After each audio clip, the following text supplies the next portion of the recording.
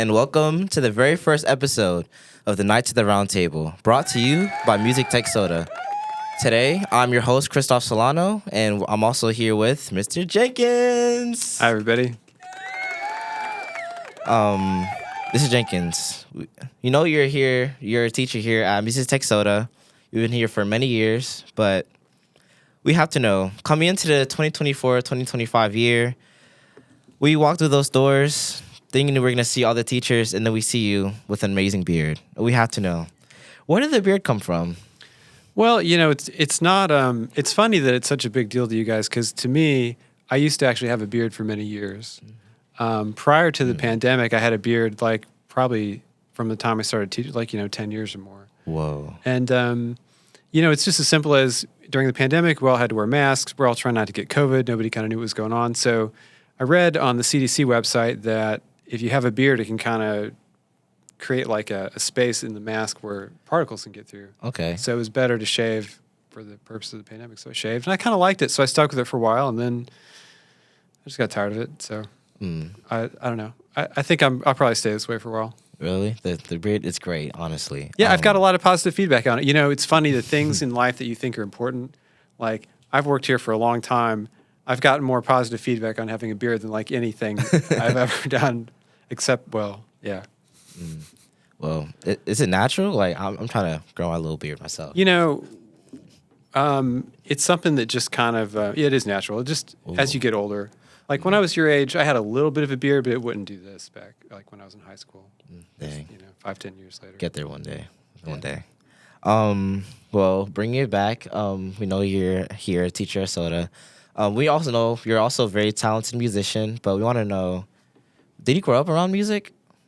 Well, kind of. I grew up around Sesame Street. You guys know the show, probably, right? Yes. So I wanted to play the violin from the time I was a little kid. And I think that it's because I saw Itzhak Perlman on Sesame Street. He was a famous violin player. And so I was asking my mom for violin lessons when I was like 4. Whoa. And she's like, well, let's wait till you're a little bit older. And so then when I was like 6, 7, she went out and found me a violin teacher, and I started then.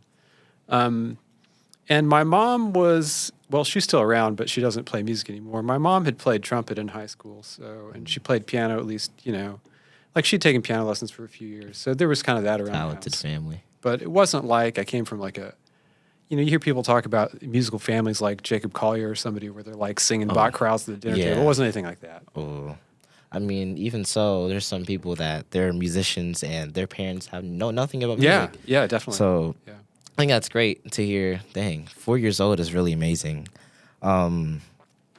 Well, did you know that you was going to come in here as an educator for violin, though? Oh, no. No.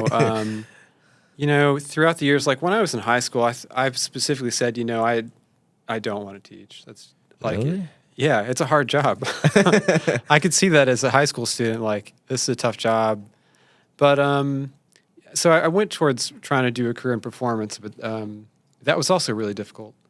And, I just kind of reached a point in my life where I still enjoyed music, and I kind of needed to find a way to make a living, and teaching was a really good fit. And although teaching is really difficult, I think that in a lot of ways my personality is well suited to it. Namely, people often tell me I'm mostly pretty patient, which is very, really very essential patient for teaching music. Considering that, since you've been here for many years, we would like to ask, is there a student you'd like to recall that was the craziest you've had, like absolutely insane? I don't know. It's one of those things, maybe after some time it'll come to me. But no, nothing comes to mind. And also, I have to be careful with this.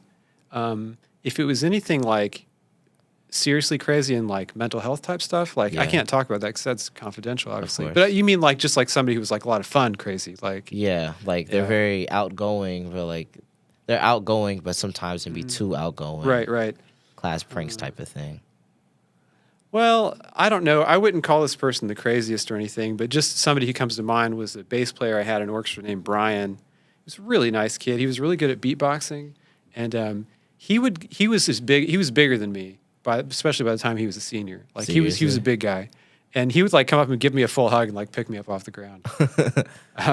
I think he still lives in Lawrenceville, so I don't know if he's out there. Hey, Brian.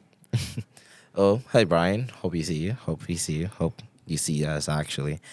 Well, going into that, what brought you to Central in the first place? We know you've been here longer than Soda's been here, so.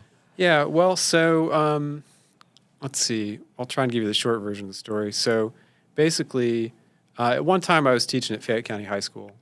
And I wasn't full-time there. I didn't have my teaching certificate yet, so they paid me like as a contractor. Sometimes they do, kind of like, McAllister. Oh, Kind of like part-time kind of a thing initially. Part-time. And so I decided I wanted to go back and get my teaching certificate. So I went back to school at Georgia State and took a couple years off from teaching for that. And then basically right out of that program, I got a job at Riverwood, which is in Sandy Springs. I was there for a year. It wasn't a 100% full-time position, so then I found this job was available. And my wife is from here, and so her mom actually lives in the Brookwood district, and so it was like it ended up working out really well as far as where we lived and where the school was, and full-time job. I'm very glad it was convenient. We wouldn't have such an amazing teacher here today. Oh, thanks. And then like once I got here, it was like there are actually a lot of really really neat things about teaching here. A lot of our like having taught in different types of schools before, I would categorize our students, especially the ones who end up in orchestras, being like really hardworking. And just like they don't take a lot of things for granted, Yeah, that's what I would say. That's great. That's great. Yeah. Well, I'm glad that we are getting such praise, actually. But going into that, then what are your opinions on Sota as a program? We are pretty new program here, and Central has been here for a long time, but Sota, it's very more higher level. Yeah, Sota is it's actually really amazing. Like, I try to see it from an outside perspective, like, what does this look like as a parent or somebody in the community? And some of the things I see are like, well, first of all, the programs are just really awesome. Like, we've got the music tech, theater, visual arts, dance. Is there one more I'm leaving out? Voice? Choral. Yeah, voice, yeah. And, like, they all perform at a very high level.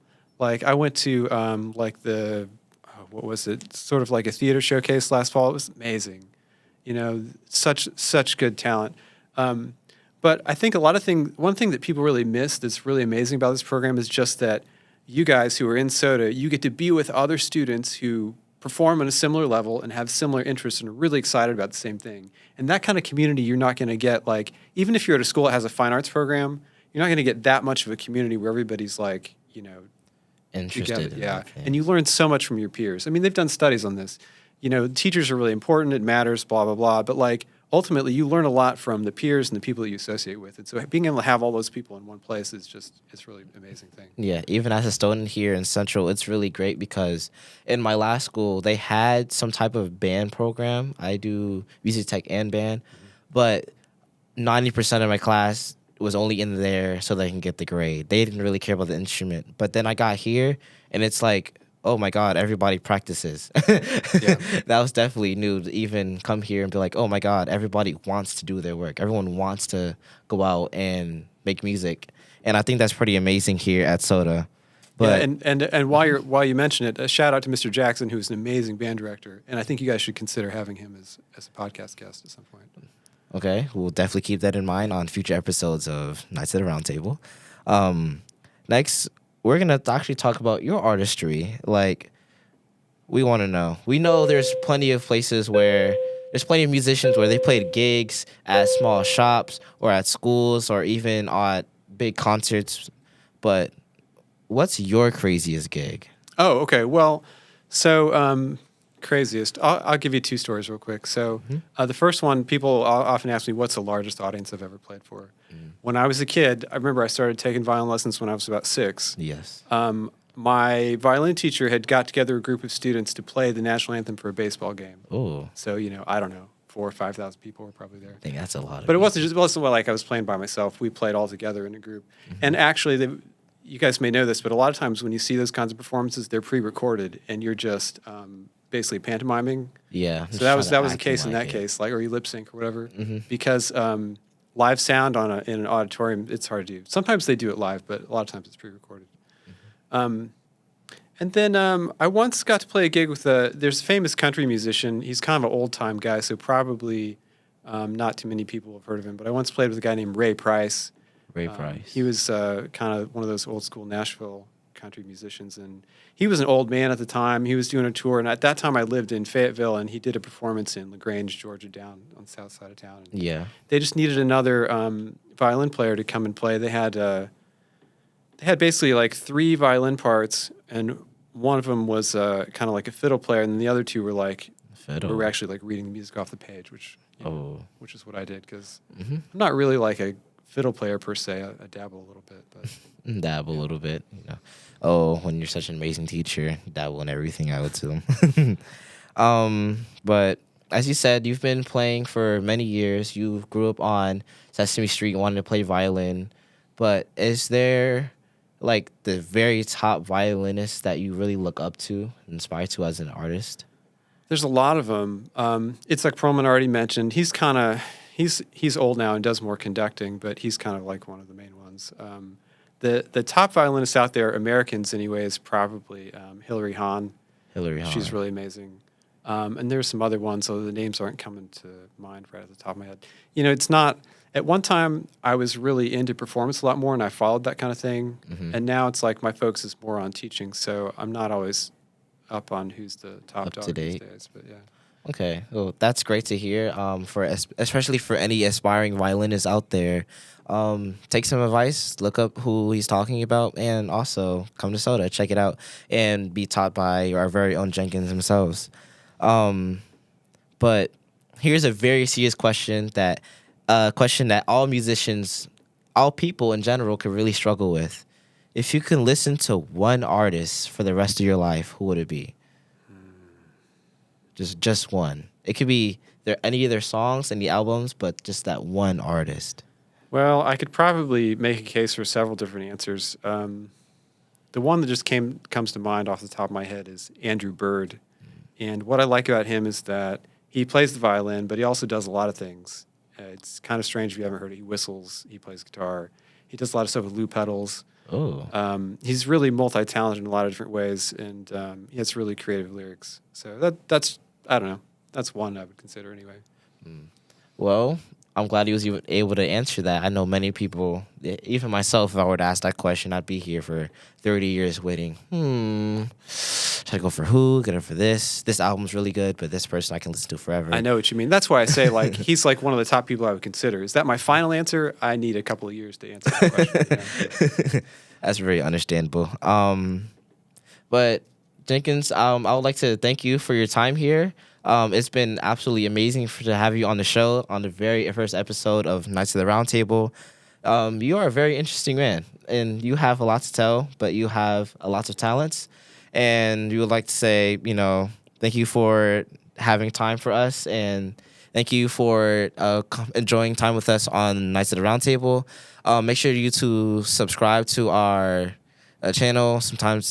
Be sure to check out the more podcasts that will be coming up. We will have more teachers on the way. As he suggests, Jackson may come in appearance here one day. So keep up with us. Thank you for enjoying your time, and have a wonderful day. And Christoff signing out. Yeah, thanks, Chris. I really appreciate the opportunity. This was an absolute pleasure, and it's a real honor to be on the podcast. So thank you. Thank you.